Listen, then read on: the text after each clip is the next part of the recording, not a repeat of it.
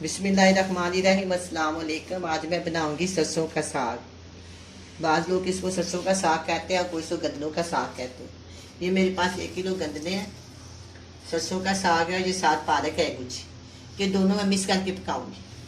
गंदला 1 kilo और पालक जो है ना मेरे पास वो आधा किलो, 1 गुच्छी। इस तरह मैं इनको काट लूँगी। काटने के बाद हम इसको मैं बताऊंगी कि मैंने इसका क्या करना है। साफ सुथरी करके इसको मैं ना बरीक बरीक काटते हैं।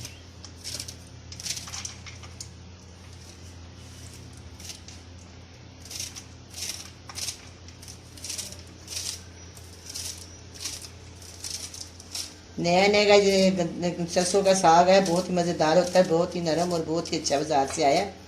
दोनों चीज़ों को मैं मिक्स करके बनाऊंगी आपके सामने। इसको काटेंगे, काटने के बाद हम इसको धोएंगे। धोने के बाद फिर मैं आपको बताऊंगी कि इसका क्या करना है।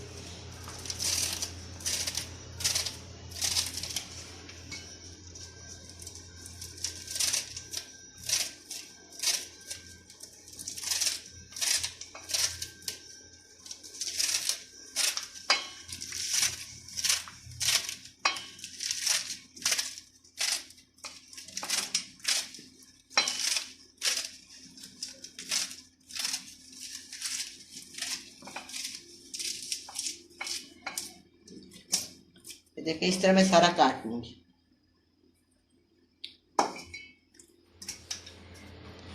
सरसों के साग और पालक को मैंने इकट्ठा ही काट के इसको अच्छी तरह धो लिया है, 3 से 4 पानी। अब मैं इसको उबालूंगी। उबालते वक्त मैं इसके 7 या 8-10 मिर्ची हैं, कुछ छोटी है कुछ बड़ी है, इसके अंदर साथ ही मैं उबालने के साथ शामिल कर दूंगी। सबसे पहले मैं इसको प्रेशर कुकर में डालूंगी।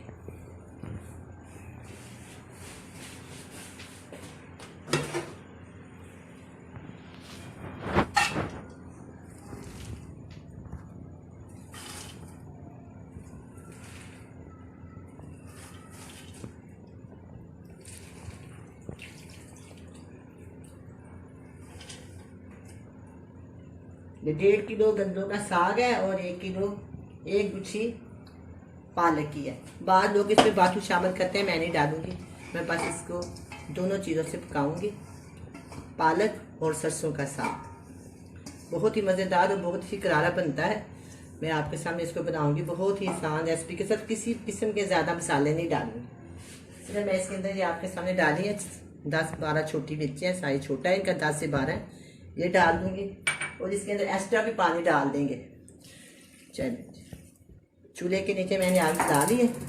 अब हम करेंगे प्रेशर कुकर को बंद।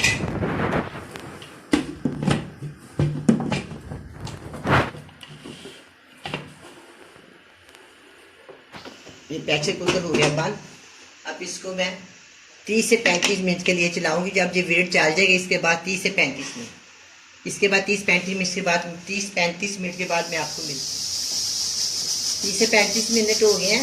गंदलों को मैंने प्रेशर कुकर में डाल के पकाने के लिए रखा हुआ था। अब मैं इनको चेक करती हूँ।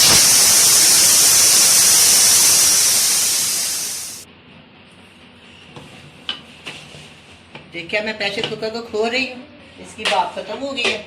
चेक करते हैं ये गल गया कि नहीं।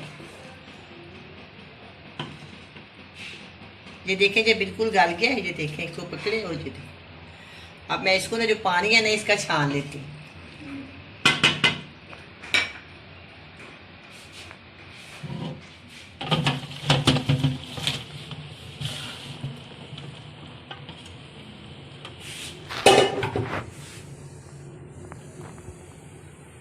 अभी मैंने इसको पानी इसका छान लिया। अब मैं इसको ब्लेंडर में डाल के ना इसको ब्लेंड कर लूँगी। आप चाहें तो मदानी के साथ भी कर सकते हैं या जो भी आपके पास है चीज़। बाद लोग कोटे के साथ करते हैं, बाद लोग मदानी के साथ करते हैं। मैं इसको ब्लेंडर में करूँगी, ज़रा ये मुलायम हो जाएगा। इस तरह मैं 2 दफ़ा होगा ये। इसको मैं अब ब्लेंड कर देती हूँ।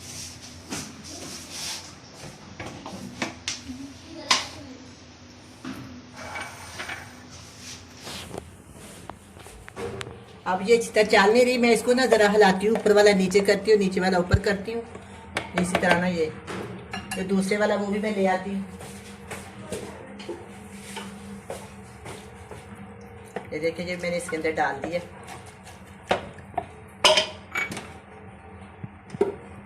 थोड़ा सा पानी डाल लेते हैं, इसको चलाने में आसानी हो जाएगी।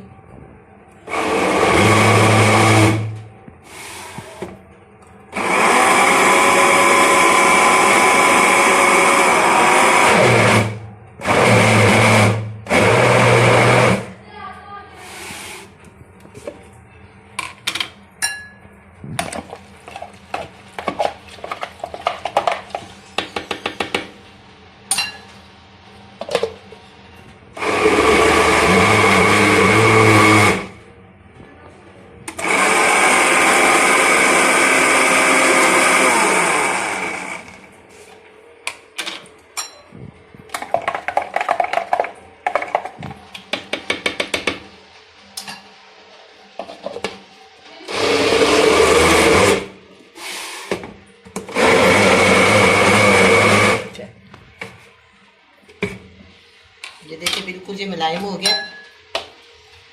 अब इसको मैं क्या करती हूँ आपके सामने, अब मैं ये मैंने अच्छी तरह ब्लेंड डाल लिया। चूल्हे के नीचे जलाऊंगी आंच, इसके अंदर डालूंगी मैं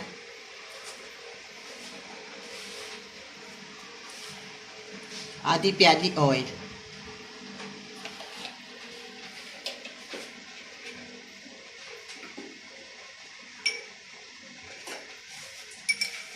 ये देखें 1 इंच का टुकड़ा अदरक का, 5 से 6 हरी मिर्चें और 2 कलियां मैंने इसके अंदर डाली हैं। लहसुन की सारे चीज़ों को मैंने इकट्ठा कूट लिया, पीस के मैंने इसको इकट्ठा कर लिया। मैं इसके अंदर डाल देती।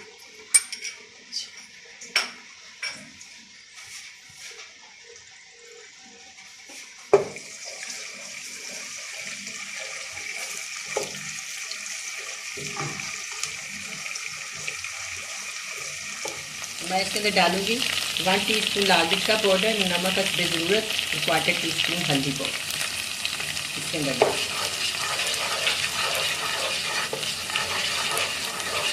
बहुत ही मज़ेदार स्मेल आ रही है अदरक की, हरी मिर्च की, लहसुन की, और इसमें जब मैं लाल मिर्च डाली है तो बहुत ही प्यारी प्यारी खुशबू आ रही है, बहुत ही मज़ेदार। अब मैंने ये इसको थोड़ा भून लिया। अब ये आपके सामने मैंने इसको ब्लेंड किया, मैं इसके अंदर डालूँ। जो बकाया बच गया वो भी मैं आपके सामने दोबारा उसको ब्लेंड कर देती हूँ और इसके अंदर शामिल कर देती हूँ। ठीक है, अब हम इसको दोबारा उसके अंदर डालते हैं। चलिए आगे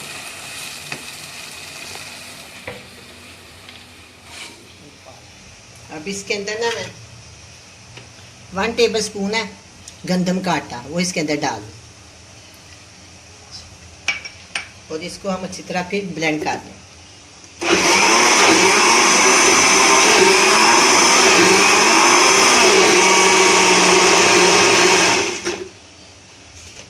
ये देखिए जब बिल्कुल हो गया अच्छी तरह मिलाएं। अब हम इसको भी इसके अंदर डाल दें।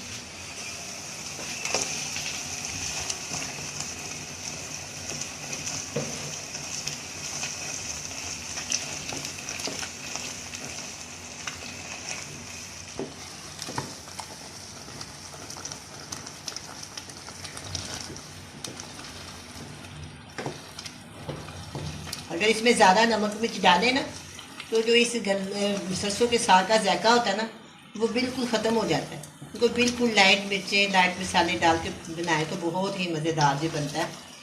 घी जितना मर्जी डालें आप इसमें, बाकी सारी चीज़ें कम डालें। ये देखिए मैं इसको खूब भून रही हूँ।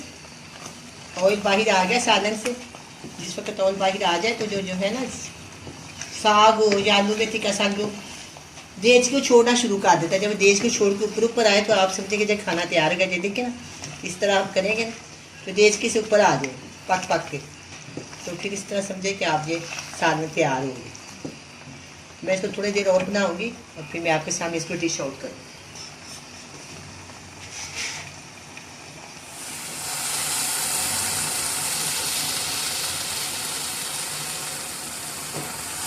अब ये बिल्कुल तैयार हो गया। अब मैं इसको डिश आउट करती हूँ। तो देखिए कैसे कैसे जब गूंद है, ये इसकी निशानी होती है। चूल्हे को करते हैं बंद। अब मैं इसको करती हूँ डिश आउट। अब मैं इसके ऊपर थोड़ा सा देसी घी डाल लूँगी। आप चाहें तो इसके मक्खन डाल या देसी घी डाल लें, इससे ये बहुत ही मज़ेदार लगता है।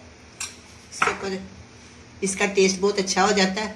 अब ये तैयार है, बहुत ही मज़े का बना है। आप भी बनाएं, बड़े मज़े से खाएं। अल्लाह हाफिज़।